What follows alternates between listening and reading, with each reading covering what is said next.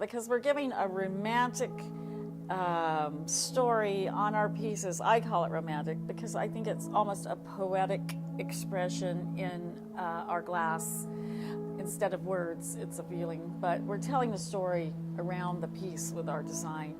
And a lot of it has the metallics, and the colors tend to line up and have a feeling of Gustav Klimt. And so it's that flavor, it's that poetic story. I say all of Midsummer Night's Dream is in our work because we do work abstract, then the viewer is allowed to participate in the imagery as well, trying to discover what he or she thinks of it too, and allows that story to continue around the piece, but also to stay alive without quite putting your finger on it. So if we do that, then we've done a good job. And so we do know what we're going to get basically, but what we're doing, which is a little different than, say, creating a painting or a clay pot, is we're wielding glass that's 2,000 degrees, and it's very heavy on the end of a 5-foot pipe, and we're harnessing that energy and that hot molten medium, and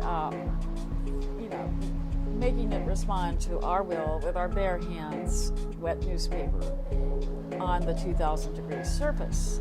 So more or less, we have to have our design ready to go. We have to have things planned out. We know seconds make a difference, and we're not only making the piece, we're counting, we're timing, we're listening for the pitch of the glass when we ding it on the metal table that we have our design on, which has been waiting for that piece in the middle of the process, that design, waiting, because no time to design at that point.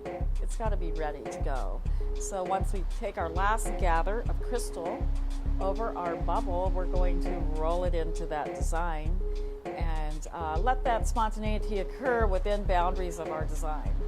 So we're making choices at that moment, but we're also planning it out well before we begin. And that's halfway through. So we've got to that point, then we're doing good, we got the design on, but we're still having to manipulate the glass, we're still having to stretch it.